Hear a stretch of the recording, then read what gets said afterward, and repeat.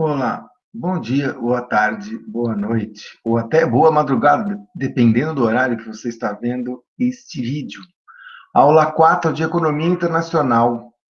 Bem, o tópico é Teorias Modernas do Comércio Internacional. Já foi enviado para vocês o PDF desta aula, o qual eu começo a apresentar agora. Bem, a leitura de referência para esse tema seria o capítulo 7 do livro do Paul Krugman, Economia Internacional. Bom, vamos falar sobre basicamente dois temas. Dentro das teorias modernas do comércio internacional, vamos apresentar a teoria das economias de escala e a teoria do ciclo do produto. Bom, vocês devem lembrar as outras dois outros conjuntos de teorias do comércio internacional que foi apresentado até o momento. Primeiro, as teorias clássicas do comércio internacional, onde aparece a teoria das vantagens comparativas, as vantagens absolutas e as vantagens comparativas. Vimos também as teorias clássicas, neoclássicas, perdão, em segundo lugar, no qual foi destacada o teorema de Heckscher-Ohlin, ou a teoria de Heckscher-Ohlin para o comércio internacional. Vimos também que esse primeiro conjunto de teorias data do século XVIII e depois do século XIX, enquanto que o segundo conjunto de teorias data do século XX. Bem, agora temos um conjunto mais moderno de teorias na segunda metade do século XX, que são essas que apresentamos agora. Bem, as primeiras teorias explicam, o primeiro conjunto de teorias, as clássicas, explicam o comércio em termos de produtividade do trabalho ou vantagens no qual, ou uma vantagem de custos que um país possui sobre os outros para poder se especializar no comércio internacional e exportar esses produtos.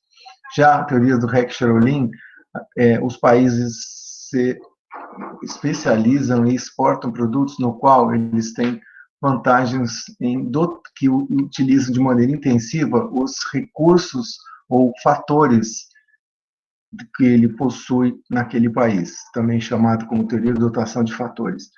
Bem, esse conjunto de teorias mostra que explica, melhor dizendo, explica bastante o que a gente chama de comércio norte-sul, ou seja, entre países desenvolvidos e países em desenvolvimento, países mais pobres que exportariam produtos intensivos em trabalho ou intensivos em terra, e produtos mais desenvolvidos que produziriam produtos intensivos no uso de capital. O problema que a gente observa nos dados que há um intenso comércio que se dá entre países desenvolvidos no pós-guerra, já a partir já a partir dos anos, fim dos anos 40, começo dos anos 50, observa-se comércio internacional entre Estados Unidos, Europa e Japão, o que seria difícil de explicar com as teorias anteriores, uma vez que esses países, tanto os Estados Unidos quanto o Japão, quanto a Europa, são intensivos no uso de capital, né? Eles têm um grande estoque de capital. Então, como explicar comércio entre países? Ou seja, dotação de fatores semelhantes que esse grupo de países apresentam, como explicar um comércio entre eles, né? Então, o jeito é você elaborar uma nova teoria para explicar esse tipo de comércio internacional. Então, ou seja, o que essa nova teoria vai explicar um comércio entre países desenvolvidos, e não que as outras explicações deixem de valer, até certo ponto elas valem também no comércio de outros tipos de países e de produtos. Mas, para explicar esse específico tipo de produtos, é necessária essa nova teoria. Bem, os produtos diferentes. Então, agora, ela é baseada em alguns pontos. Tanto do lado da oferta quanto do lado da demanda. Do lado da demanda, a gente explica o comércio entre países desenvolvidos pelo fato de que essa demanda é de produtos diferenciados, tá? Então, vai haver demanda por automóveis, por exemplo, que é intensivo no uso de capital, mas os automóveis são produtos diferenciados, ou seja, os automóveis que um país produz não são exatamente iguais aos automóveis que o outro país produz, né? Então, esse é o primeiro ponto, produtos diferenciados. Outra coisa importante é que, por trás dessa explicação, nós temos, basicamente, dois conceitos: o conceito de economia de escala e o conceito de diferenciação de produto. Relembrando, produtos diferenciados são aqueles no qual as características do produto, dependendo do produtor que a fez, né, as características são diferentes, né, não são todos iguais, independente de qual produtor a fez. Por exemplo, o caso de automóveis, né, você tem automóveis pequenos, automóveis, como eu vou dizer, automóveis mais baratos, né, e você tem os automóveis de tipo médio, você tem automóveis mais caros, certo? Automóveis de luxo. Então, os automóveis, nesse sentido, eles são diferenciados, porque eles, a característica específica, embora todos sejam feitos para o uso, né, de transporte privado ou familiar, eles têm essas características diferentes entre si. Mesmo dentro de um grupo de automóveis, como, por exemplo, os automóveis básicos, né, ou automóveis mais baratos, você percebe diferenciação de algumas características. Por exemplo, algum desses automóveis possui uma mecânica mais robusta, mais forte, como os automóveis alemães da Volkswagen e os automóveis do Japão, Honda e Toyota. Enquanto outros possuem automóveis baratos que possuem um design mais apurado, como, por exemplo, os Peugeots da França. Então, nesse sentido, você tem produtos diferenciados dentro, né, que são trocados entre os países, não são os mesmos produtos. Interessante que cada um também, outra característica é que cada um desses produtos são produzidos com economias de escala. O conceito da microeconomia vamos já relembrar daqui a pouco, mas a ideia é de que eles são produzidos em larga escala, tá certo? Em grande escala. Então, a ideia é os países produzem produtos diferenciados, não são os mesmos, trocam esses produtos diferenciados e, para poder valer a pena, eles produzem em grande escala, com um rendimento crescente de escala, né? Então, a ideia de que a França produziria, digamos, automóveis básicos e trocaria com a Alemanha por automóveis de luxo, por exemplo. Tá? Então, teremos um grande comércio entre dois países europeus, de dois produtos diferenciados, dentro da mesma categoria, onde cada um deles é produzido em larga escala. Tá? Vamos relembrar o que é o rendimento crescente de escala em microeconomia. A função de custo desses produtos é tal que, enfim, a função de custo, C, ou total, né, do custo total, ela tem um componente fixo e um componente variável. Né? Fixo F, variável, ele é proporcional à produção, certo?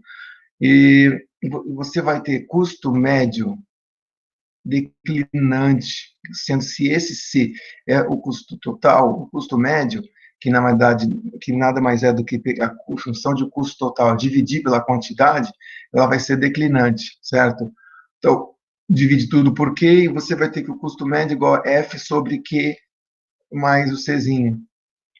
Em particular, os rendimentos crescentes de escala aparecem quando os custos fixos eles são consideráveis, né? Quando são relativamente grandes. Então, o F é bastante grande, você precisaria, então, produzir bastante Q, né? Então, um F bastante grande, você tem que ter um Q relativamente grande para poder rebater tais custos fixos. Então, é nesse sentido que aparecem rendimento crescente de escala. Então, a função de produção das empresas e dos países, que nós estamos mencionando nessa teoria, vai ter essa característica, tá? Grandes custos fixos e custo médio declinante por conta da presença dos grandes custos fixos. E realmente, nesses produtos intensivos no uso de tecnologia, o que aparece são justamente isso, né? Os custos fixos tendem a ser altos, uma vez que tem que ser feitos grandes investimentos para a sua produção. Por exemplo, no caso dos automóveis, né, a construção da fábrica com as linhas de produção é da ordem de bilhões de dólares para você ter uma fábrica que tenha um custo médio declinante, né? E outro detalhe é que quando você tem um custo médio declinante, você não pode produzir poucos produtos, você tem que necessariamente produzir muitos produtos. Observe essa curva, CM igual a F sobre Q mais Czinho. F sobre Q. Se você produz um automóvel só, o seu custo médio é altíssimo. Pense no caso dos automóveis, que o F é igual a $1 bilhão, por exemplo, o custo fixo de uma fábrica. Então, se você produz um automóvel, o custo médio de cada automóvel desses é da ordem de $1 bilhão. Já se você produz 1 milhão de automóveis, né, aí você já tem um custo médio de produção de cada automóvel, o custo médio já cai para né, para milhares de dólares ou de reais, dependendo da variável que você estiver usando de moeda. Então, essa é a ideia. Você tem que produzir em bastante quantidade para poder ter efeito, existir esse efeito de custo médio declinante. Tá? Então, tipicamente nos produtos diferenciados ocorre isso. Eu mencionei os automóveis, mas também vários produtos são assim, os produtos farmacêuticos também, tipicamente tem um custo fixo alto de investimento para cada tipo de produto, os produtos de tecnologia como software ou hardware, computador, celulares, também todos apresentam custo médios declinantes, certo? Bom, então, nesse sentido, esse tipo de função, em qual custo fixo é alto e o custo médio é declinante, eles apresentam economias de escala, ou seja, você tem que produzir mais para cada vez mais que você produz, o seu custo médio cai, certo? Bem, existem, só para relembrar também um outro conceito da microeconomia, existem economias de escala, tanto interna à firma, né, quanto externa à firma. Interna à firma é quando você tem a ideia de que a economia de escala existe dentro de uma empresa só. Então, você tem uma grande empresa que produz em alta escala.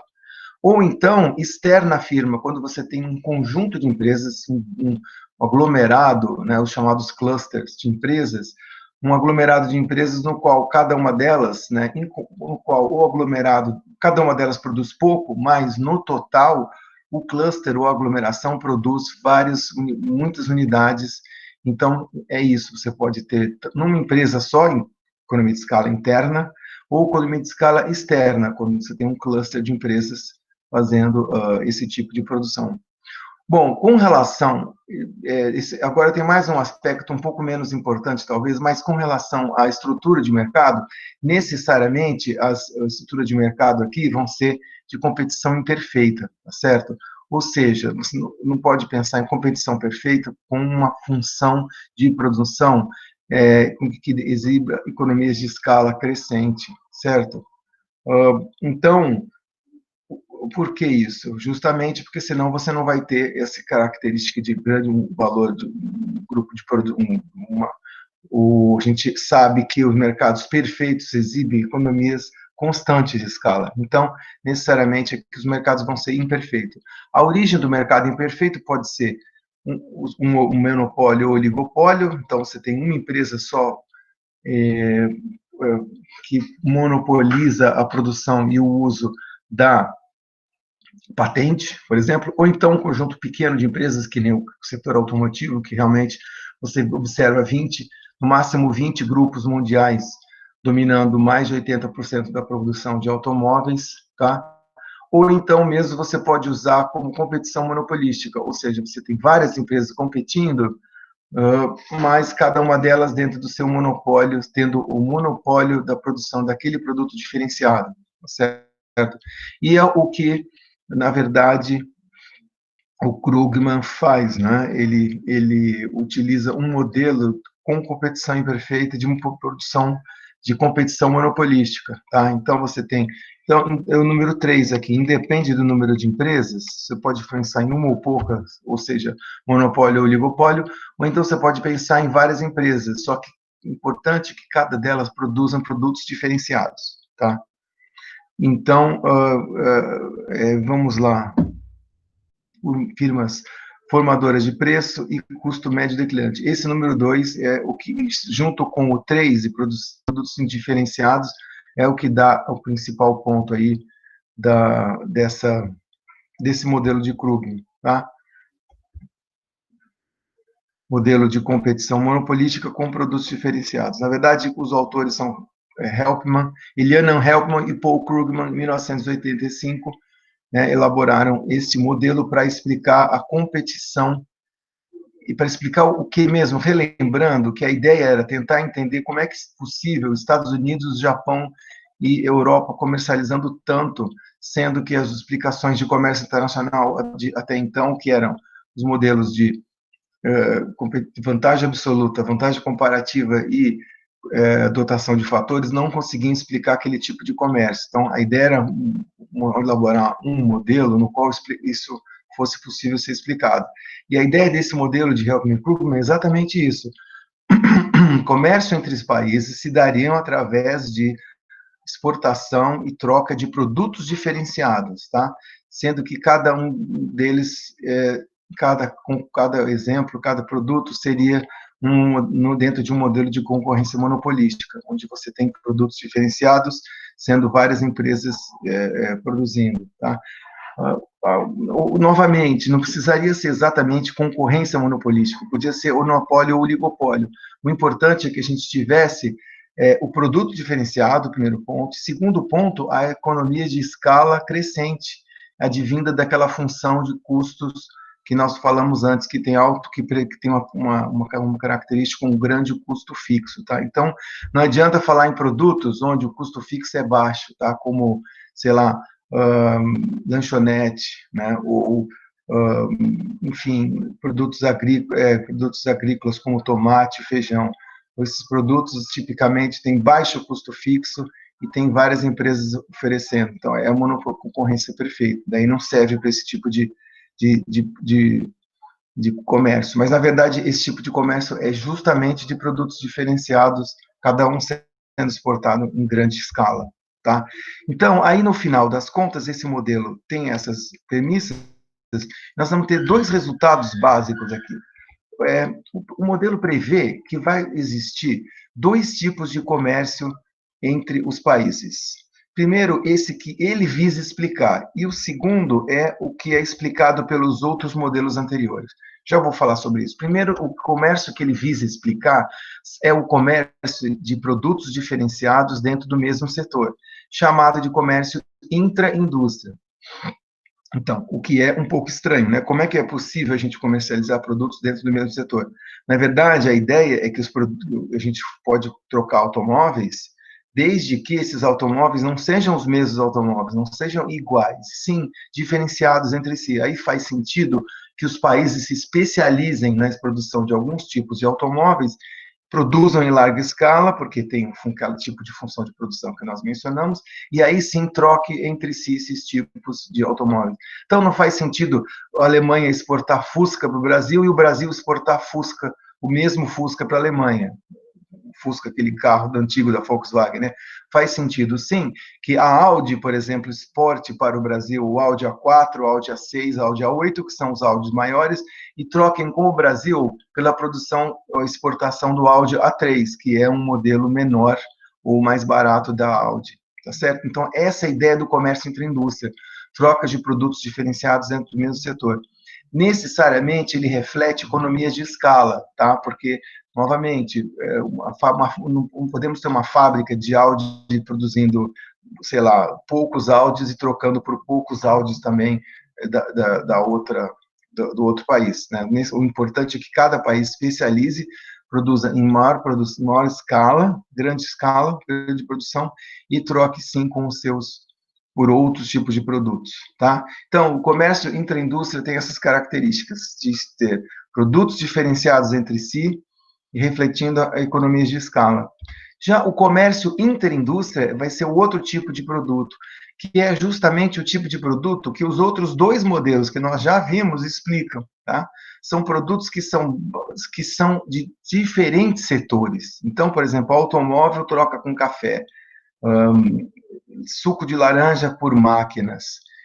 E esse tipo de comércio vai refletir dotações de fatores diferentes, ou então vantagens comparativas diferentes, tá certo? Então vai ser o tipo de comércio entre, sei lá, Gana e França. A França vai exportar automóveis para Gana e Gana vai exportar cacau para a França, tá certo? Esse tipo de comércio que é baseado nos diferentes dotação de fatores, né, relativamente mais intensivo no trabalho, abundante no trabalho, Gana, e abundante em capital, a França, tá certo? Ou então baseado em vantagens comparativas, tá certo? Então, esses daqui são vamos dizer, a explicação anteriores, os dois conjuntos de teoria do comércio, né, iniciais que nós já apresentamos para vocês, que explicam o comércio interindústria. Para explicar o comércio intraindústria, então, voltando, a economia de escala, a produção em economia de grande escala de produtos diferenciados, tá certo? Então, vai haver esses dois tipos de comércio. Como seria o padrão de comércio entre os países, né? Novamente, aqui no caso desse exemplo nosso, dessa teoria, qual é o padrão de comércio? Vocês lembram que os outros dois conjuntos de teorias também tinham o seu padrão de comércio, né? Então, por exemplo, as vantagens comparativas diziam que o país ia exportar o produto no qual ele tivesse vantagem comparativa em relação ao outro, isto é, um custo de oportunidade menor relativo ao outro país. Também, no caso da teoria de Heck-Cherolin, né, o padrão de comércio era que um país ia exportar o produto no qual ele usasse os seus produtos que ele exportasse, usasse em termos relativos o produto, o fator relativamente mais abundante naquele país. E aqui, no caso desse conjunto, na teoria das economias de escala com produto diferenciado, qual vai ser o padrão de comércio? Bom, a ideia vai ser mais ou menos essa daqui. Depende da relação capital-trabalho dos dois países. Se forem semelhantes as relações, a relação capital-trabalho, nós teremos o comércio intraindústria predominante, sendo que o comércio intraindústria foi definido agora há pouco. Se tivermos uma relação capital-trabalho bastante diferente, o que predominará no comércio entre os países, o padrão de comércio será de comércio interindústria, também agora foi definido agora há pouco. Relembrando que a relação capital-trabalho nada mais é do que o estoque de capital dividido pelo estoque de trabalho que um país tem. Então, por exemplo, países que têm capital, estoque de capital semelhante, como Estados Unidos, Japão e União Europeia, que têm um estoque de capital relativamente parecido, eles vão ter relações KT, K sobre T similares. E aí a ideia é que, no caso desses países, o comércio entre a indústria predominaria. Então, entre França e Japão, entre Estados Unidos e Alemanha, entre Itália e Coreia do Sul, ou mesmo Japão, teríamos aí comércio entre indústria predominante. Já países que têm relação capital-trabalho muito diferente, como Gana e França, como Costa do Marfim e Itália, né? Ou entre Eritreia e Estados Unidos, teríamos, como eles têm uma relação de capital-trabalho muito diferentes, né, muito não similares nesse sentido, então a tendência é que haja comércio interindústria, tá certo? Então, esse é o padrão de comércio enfim, essa ideia de que é possível também países que têm relação capital-trabalho semelhantes comercializarem, né? Que são os dados do pós-guerra mostram. E é justamente esse caso 1. O caso 2 nós já tínhamos visto nos outros dois conjuntos de teoria, certo? Onde o comércio entre-indústria predominaria, seja usando, né, Heck-Cherolin ou usando vantagem comparativa. E agora nós adicionamos com essa nova explicação que serve explica explicitamente ou principalmente para países que têm relação capital-trabalho similares. Ou seja, eles produzem em larga escala e exportam produtos diferenciados e trocam produtos diferenciados entre si num padrão de comércio intra-indústria. Muito bem. Antes de passar agora para esse último item, ainda relacionado a essa teoria do Paul Krugman, a questão é, relação capital-trabalho, ou estoque de capital, estoque de trabalho em um país, ele é muito difícil de ser observada na prática, ou seja, de ser calculada e fazer parte da base de dados entre os países. Então, como que eu vou saber se a relação capital-trabalho entre dois países em particular são similares ou não similares? Bom, existe também um modo, um índice que foi criado para suplantar essa dificuldade. Lembrando que na vantagem de comparativos, uma coisa semelhante aconteceu quando falamos sobre isso. Naquele momento, o que havia ocorrido é que os azinhos, né, ou as produtividades do trabalho, ou o custo de horas de trabalho em cada setor não eram observáveis, também não existia esse dado. Então, lá naquele exemplo, nós calculamos o índice de vantagem de comparativa revelada, que, usando dados de exportações, mostrava-se entre um par de países e para um produto em um ponto, a vantagem comparativa revelada entre ou um país ou outro país do grupo. E aqui vai acontecer uma coisa semelhante. Como saber se um país, um comércio entre dois países, em um determinado produto, se eles são similares ou não similares em relação ao capital-trabalho? Ou seja, se predomina o comércio intra-indústria ou interindústria. Como fazê-lo? Através do índice de Grubel-Lloyd, o IGL, que é calculado também de maneira bastante simples, com dados que tipicamente existem nos sistemas de comércio exterior. Na verdade, X e M aí, que vocês estão vendo, são as exportações, XI, exportações de um produto, e MD são as importações do mesmo produto dentro do mesmo setor. Tá? O índice Grubel-Lloyd é calculado como? Em primeiro lugar, a soma das exportações com as importações, que é esse termo aqui, e esse mesmo termo aparece no denominador, X mais M de novo, e isso daqui é subtraído de a diferença em módulo, essa barra que é o módulo, a diferença do módulo de x menos m. Tá? Então, x menos m em módulo. Só relembrando que qualquer coisa que a gente faz a função módulo, você despreza o sinal que houver no começo, tá? Vai ser sempre sinal positivo, tá? Então, se ela for negativo, vira positivo, se for positivo, se mantém positivo. Só relembrando isso, dentro do módulo. Então, é x mais m menos o módulo de x menos m, dividido por x mais m. Tudo isso você multiplica por 100%, tá certo? E aí, olha o que são o x e m, estão explicados aqui, exportações dentro de um setor e importações dentro do mesmo setor. Tá vendo? Comércio intra-indústria. O que vai ocorrer aqui é que quanto mais a gente tiver exportação e importação dentro do mesmo setor, mais esse número aqui, IGL, vai se aproximar dos 100%. Aliás, o IGL varia entre 0% e 100%. E quanto mais ele se aproxima dos 100%, digamos que o comércio intra-indústria é cada vez mais significativo. Quanto mais perto do 0% no caso, né, o que vai ocorrer é que a gente espera que exista um comércio interindústria predominante, tá? Que vai acontecer 0 quando nós temos só X e não tem M. Então, por exemplo, eu só exporto e não importo, nós vamos ter um comércio interindústria de 0%. E nos casos intermediários, nós vamos ter aí que não prevalece nem o comércio intraindústria e nem interindústria. Acho que vamos ver um exemplo que vai ficar mais claro essa fórmula. Bom, repito a fórmula aqui, deixa ela colocada aqui para observar esse exemplo, onde você tem um comércio internacional com um país e determinado com outro país, certo? Ou com o resto do mundo, que seja, mas digamos, entre dois países.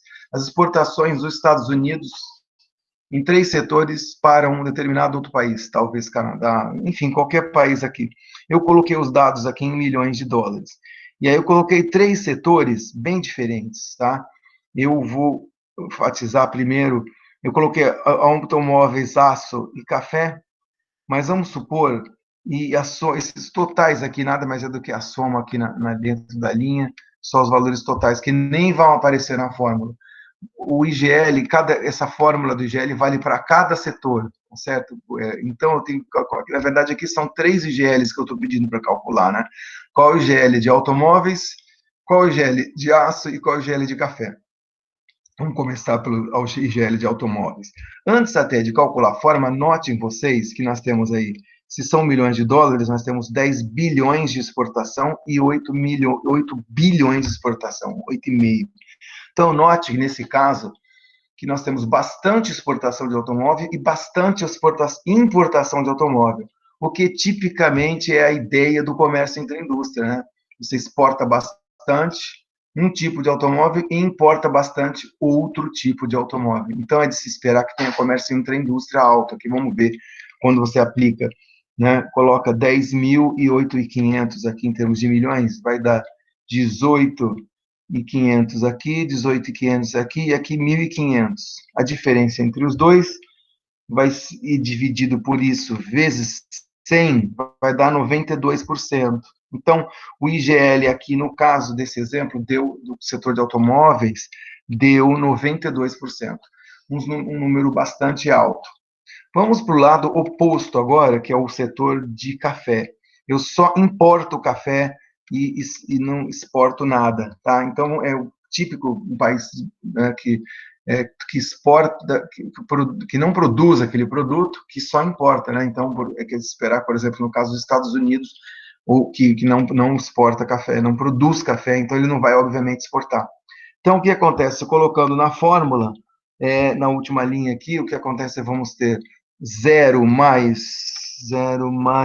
os 15 mil, 0 menos 15 mil, então é menos 15 mil, o módulo de 15 mil é 15 mil positivo, então nós temos menos 15 aqui, então 15 menos 15 sobre 0 mais 15 dá 15, 15 menos 15 dá 0, dividido por 15 vezes 100 dá 0%, o que é um IGL o menor possível. Lembrando que o IGL varia entre 0 e 100%, quanto mais perto do 100%, o comércio intra-indústria prevalece.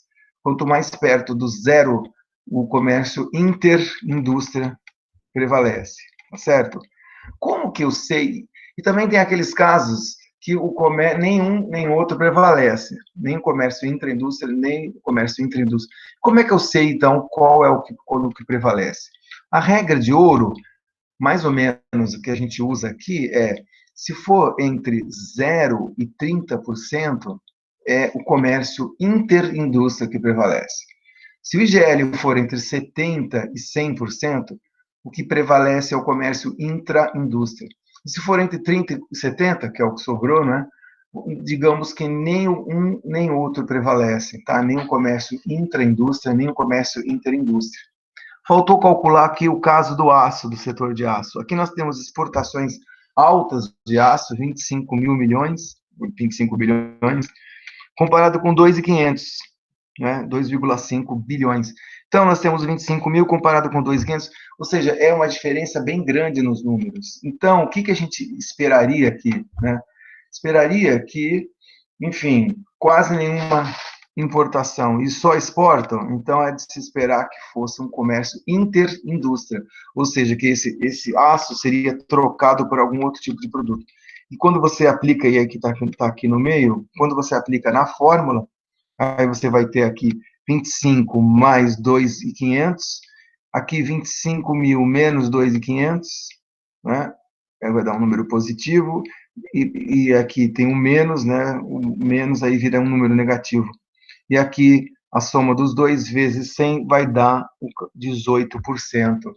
Então, como se trata de um número entre 0 e 18, também é de se esperar que, nesse caso, prevalece o comércio interindústria.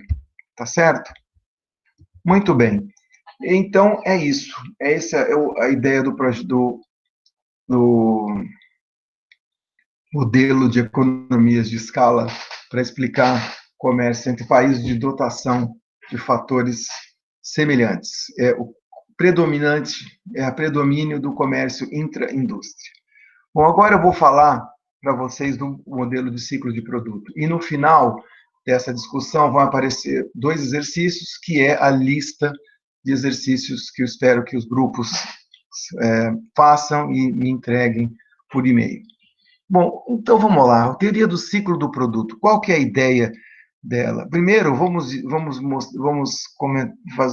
tecer alguns comentários, né? Ao contrário de outras teorias que enfatizaram outras explicações, aqui a aplicação principal para o comércio internacional é a inovação tecnológica, ou o ponto na vida, no ciclo do produto, em que essa inovação tecnológica se encontra. Tá? E cabe notar que ele percebe que justamente as inovações tecnológicas elas são constantes e que as economias estão em mudança tecnológica constante, permanente. Vernon, em 1966, nos apresentou esse primeiro modelo, que depois foi utilizado também para explicar o comércio internacional. Então, lembrando que o que nós estamos falando? Sobre as teorias modernas do comércio internacional. A do Helpman e Krugman, em 1985, e a de Vernon, em 1966. Então, ambos foram elaborados aí na segunda metade do século XX, sendo que de Paul Krugman e Helpman enfatiza o troca de produtos diferenciados sendo produzidos em alta escala.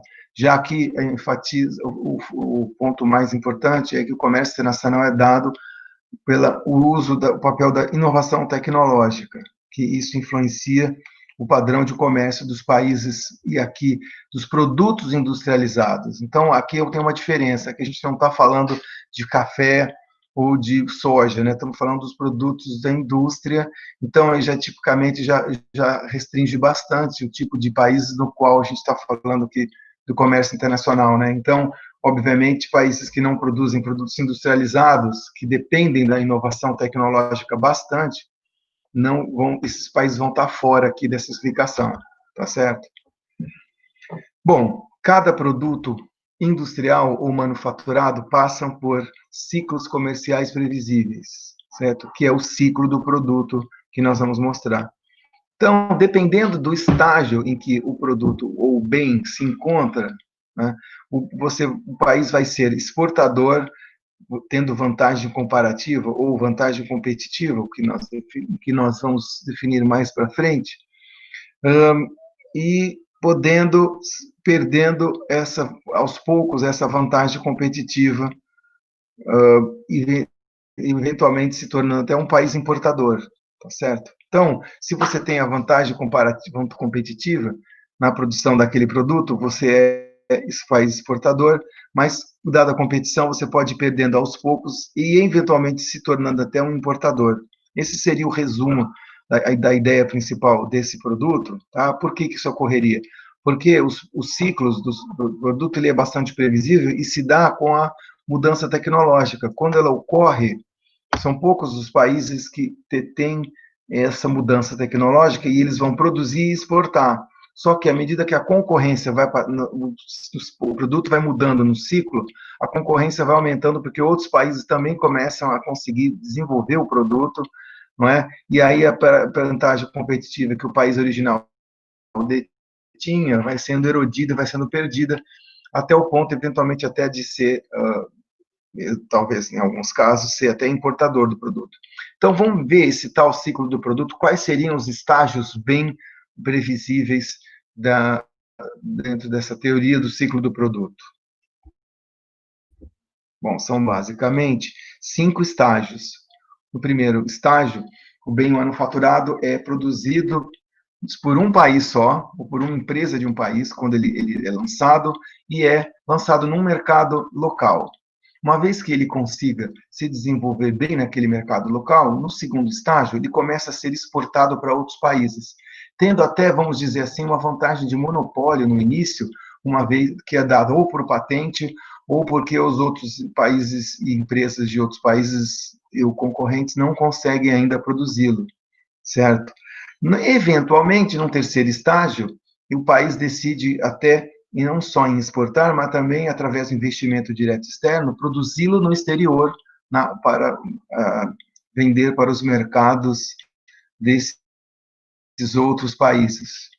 À medida que o ciclo avança, outros países vão conseguindo, de uma maneira de imitação ou de cópia, conseguindo a produzir esse produto do qual nós estamos falando, que antes é só produzido por uma empresa de um país e começa a ter que sofrer concorrência, erodindo assim a sua vantagem competitiva que ele detinha sobre os outros. E aí começa a haver competição de produção local. Tal produção local no exterior, finalmente, pode ser competir de uma maneira tão forte, né, desenvolver uma concorrência tão grande, que erode totalmente a vantagem competitiva da empresa inicial, e agora você vai tendo competição nesse estágio 5 nos outros mercados também. Então, se você antes só exportava para o mundo inteiro, agora competição de outras empresas de outros países em todos os mercados, certo? Então, basicamente, são esses os 5 ciclos do produto, 5 estágios, do qual eu vou falar agora um por um, de uma maneira um pouco mais detalhada. O primeiro estágio é aquele no qual só uma empresa consegue desenvolver. É quando é criada a inovação tecnológica. Por exemplo, quando o celular é inventado. Tipicamente ocorre isso, através de outras tecnologias ou de uso de uma nova desenvolvimento tecnológico, né, consegue se desenvolver um novo produto. Tipicamente, isso ocorre esse estágio 1 é dentre países desenvolvidos. Até porque esses países já têm um nível de renda e de demanda mais sofisticada por produtos diferenciados do que os países em desenvolvimento, né, ou não subdesenvolvidos. Né? Então, tipicamente, nasce lá essa inovação tecnológica. Então, a empresa que desenvolve tal inovação tecnológica é chamada de empresa inovadora. Tipicamente, nessa fase, ela consegue manter, por exemplo, uma patente dessa inovação tecnológica, o qual a protege de concorrência, tanto dentro do país quanto de outros países. Né? Então, ela tem nesse estágio 1, ela tem um monopólio, a empresa inovadora tem um monopólio da produção do produto. Começa a ser produzido em larga escala e bastante vendido principalmente no mercado local. E é por isso que é necessário ser em um país desenvolvido que tenha sofisticação de demanda, justamente porque nesse estágio o produto ainda tem um custo médio fixo alto que não foi abatido, né? E tem que ser passar por esse estágio, né? Você tem que conseguir vender num país que tenha renda, que tenha demanda por esse produto. Então, os celulares inicialmente são feitos, só como exemplo, naquele país que foi desenvolvida a inovação tecnológica e como mais alta e demanda mais sofisticada, os celulares naquele mercado local vai ter uma demanda suficiente que vai fazer com que a empresa consiga se desenvolver esse seu papel e essa até desenvolver essa venda de maneira monopolística, tá? Então, ela é a empresa líder nesse momento da liderança do mercado, que ela vai conseguir manter por algum tempo. No estágio 2, a empresa começa a conseguir, talvez ainda sob a, a, a patente, né, a monopólio da patente do produto, ela consegue ir para outros mercados e produzir mais em massa ainda dentro das fábricas, dentro de casa, né, no mercado local, exportando e gerando excedentes para poder exportar o produto, e a exportação gera mais receita para essa empresa e que vai consolidar ou aprofundar a liderança nesse mercado, né? Então, ainda nesse ciclo 1 e no ciclo 2, ele é amplamente vantajoso para a empresa inovadora. Já no estágio 3, ela começa a conseguir também, além de exportar e produzir em casa, e ter a liderança, começa a produzir no exterior.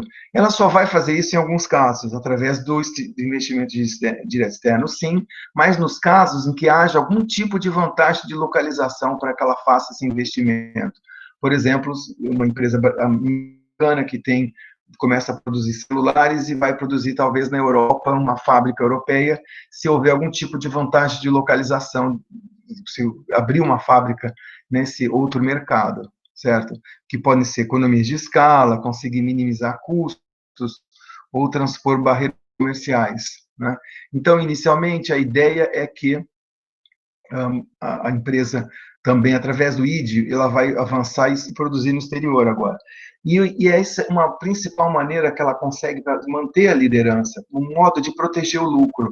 Por quê? Porque nesse momento, a partir de agora, tipicamente, a empresa começa a perder o que dava a vantagem competitiva, que era, por exemplo, a patente, ou ser a única que consegue, mesmo na ausência de patente, a empresa que consegue manter a produção, a única empresa que consegue manter a produção. Então, o jeito, o produto se torna maduro, né? A tecnologia de produção vai começando a ser copiável por outras concorrentes também, ou porque a, a patente expirou, ou então porque não existia patente, mas as outras empresas que levam certo tempo para poder imitar e copiar o produto, elas começam só depois de um tempo, aqui nesse estágio, tipicamente quando o produto começa a ser maduro, eles começam a conseguir copiá-lo e produzir e vender também no seu mercado inicial. Então, seria só como exemplo, se uma empresa japonesa, nesse exemplo da empresa americana, que produz celulares e começou a produzir na Europa, se uma empresa japonesa ou chinesa começasse a também produzir em casa, conseguir, vamos dizer assim, imitar, entre aspas, ou também produzir o mesmo produto, tá? Tipicamente, quando o produto fica maduro, é que é possível, geralmente é possível aqui.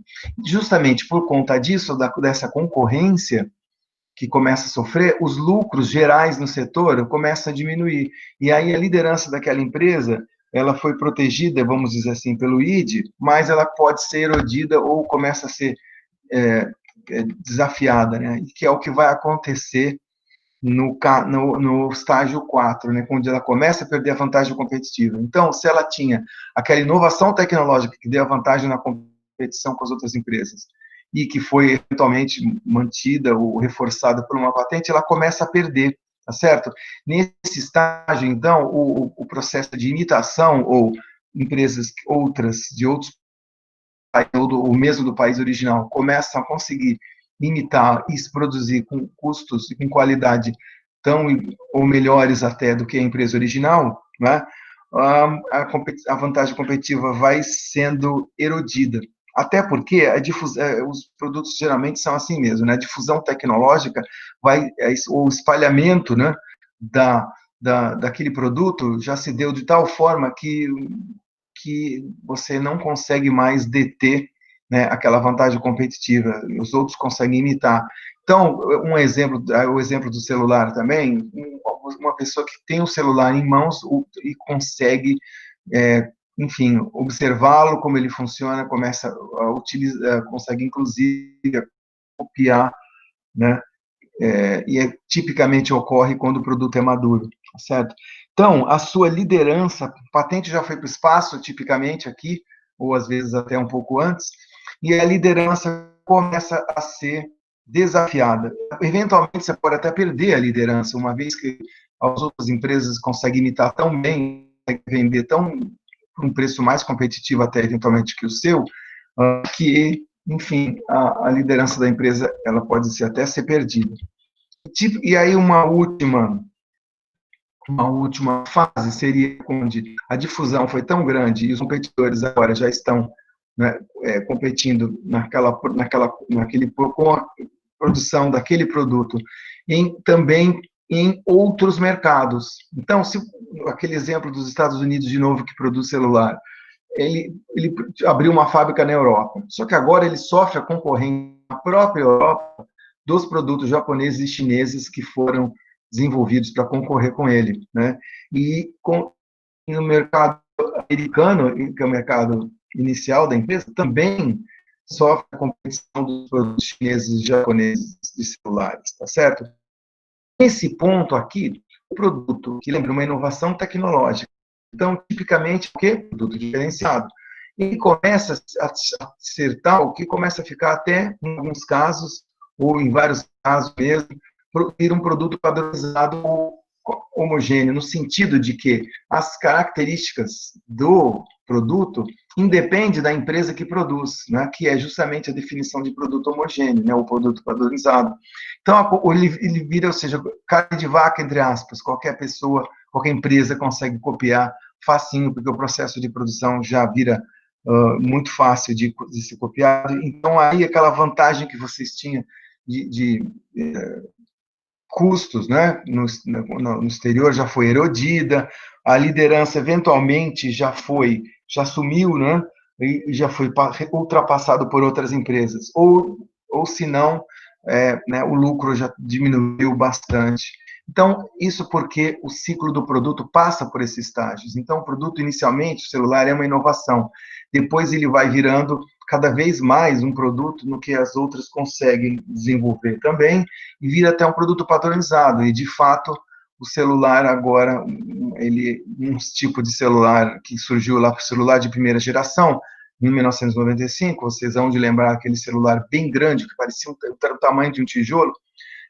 Uma ou duas empresas conseguiram inicialmente produzir, e depois de um tempo, né, já era um produto padronizado, onde várias empresas já conseguiam competir pela produção daquele produto. Então, se eu fosse colocar num gráfico, né, onde você tem consumo e produção ao longo do tempo, aquelas cinco estágios, eles estão espalhados aí no tempo, né, no eixo X aqui, onde você tem um estágio de inovação tecnológica, depois um estágio de amadurecimento e depois um estágio de padronização, tá? Onde você tipicamente tem o lucro, a produção é a curva é a curva de cima, depois você tem o consumo, e você pode até, o consumo vai estabilizando, como aqui nós estamos vendo, significa que uma boa parte das pessoas já tem o produto. Quanto aqui, poucas pessoas têm. Então, o consumo vai aumentando à medida que vai sendo adotado o produto.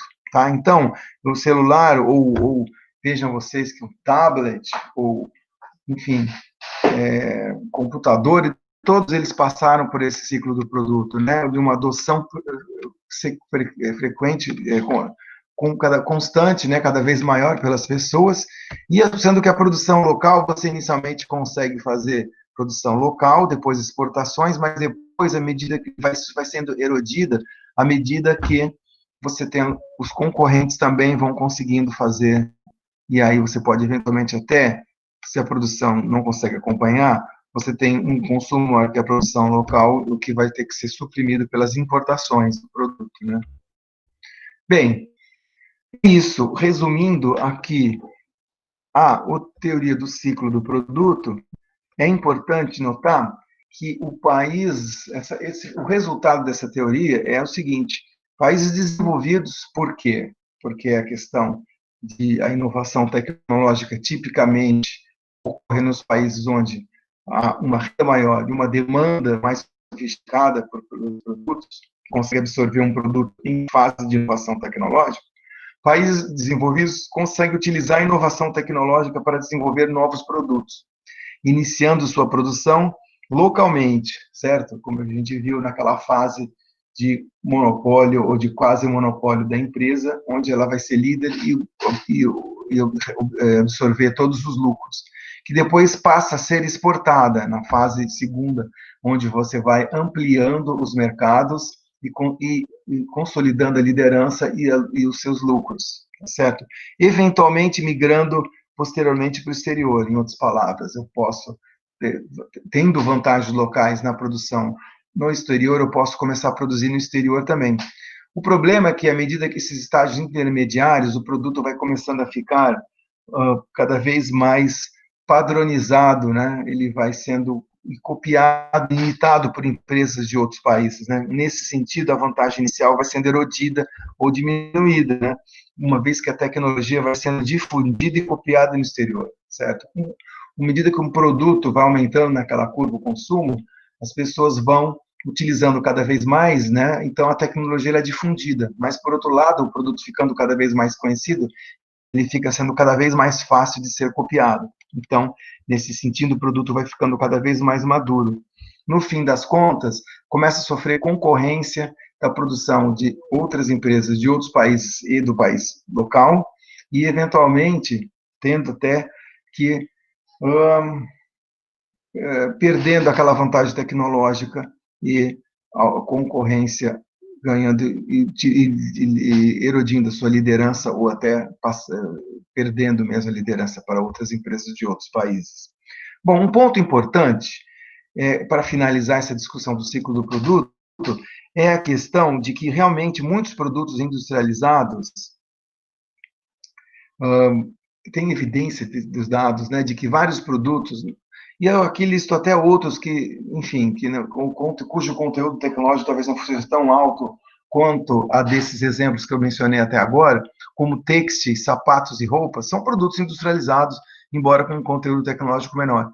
Mas existe evidência de que eles também passaram por esses ciclos, e sua produção acabou realmente acontecendo seguindo esses 5 estágios. Então, se você pensa em produtos têxteis ou dos sapatos, né, roupas em geral, eles são desenvolvidos inicialmente por empresas de países desenvolvidos, né, Reino Unido, tipicamente, né, no século XIX, mas que depois foi sendo erodida, copiada e competindo com a produção de outros países, certo? Então, hoje em dia, você tem produção até em Bangladesh ou no Vietnã de têxteis e de roupas, né?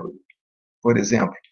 Já outros países, já tem outros produtos que têm um conteúdo tecnológico maior, como eletrônicos e automóveis. Então, esses são difíceis de difundir ou de espalhar para todos os países do mundo, mas para alguns outros países, sim. Então, você vê automóveis sendo produzidos inicialmente na Europa, Japão, Estados Unidos, mas hoje você tem automóveis produzidos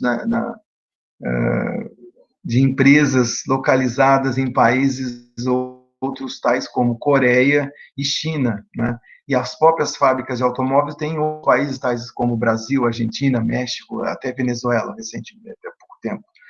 Então, esse é um primeiro ponto, né, para finalizar essa discussão, de que há uma evidência empírica, sim, de que o seu ciclo do produto vale para os produtos industrializados, bastante, certo? E no outro ponto importante também é que, no modelo de Vernon, em particular, vários países também passaram por essa produção em ciclos, né, nas fases do ciclo, Estados Unidos, Japão, Coreia e China, ou seja, um produto que é inicialmente desenvolvido no Japão ou nos Estados Unidos, depois ele passa a sofrer concorrência de empresas coreanas, chinesas, para não dizer europeias também, né, ou mesmo empresas outras dos países iniciais, como os próprios Estados Unidos e Japão. Agora, um último ponto que eu não escrevi aqui, mas eu queria comentar com vocês que também é importante, é que essa teoria do ciclo do produto, que são estágios no qual os produtos passam, né, ela pode ser reinventada e ela pode passar do quinto estágio do ciclo, voltar para o primeiro. Como? Com uma nova inovação tecnológica. Então, pensa no celular de primeira geração, passou pelos 5 ciclos, certo? Quando chega no quinto ciclo, que ele já está no quinto estágio do primeiro ciclo, né, da primeira fase dos celulares, que é os celulares tijolões, né, eles passam por a seguinte inovação: eles diminuem de tamanho sensivelmente. Então, na segunda geração de celulares, nós vamos ter celulares parecidos com esses primeiros, os celulares só falam, completam ligação e só isso consegue deixar mensagem, só mensagem telefônica, mas eles diminuem bastante de tamanho.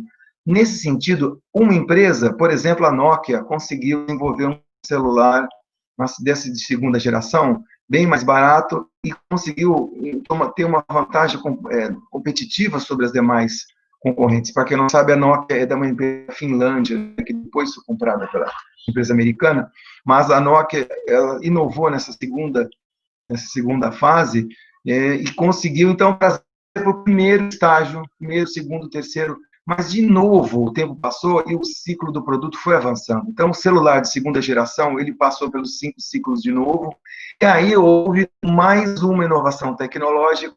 No caso, os celulares pequenos começaram a incorporar uma terceira onda, um tecladinho, não sei se vocês vão lembrar disso, um celular que tinha um teclado que conseguia, além de ser um celular pequeno, e além de ser um celular que consegue falar, né, fazer ligações, ele também agora consegue mandar mensagens, né, e o tecladinho é justamente para isso, para você escrever e digitar as mensagens. E aí, de novo, aí, no caso, uma empresa canadense que chama, deixa eu lembrar aqui o nome, foi uma empresa canadense que tomou a dianteira nessa fase, BlackBerry.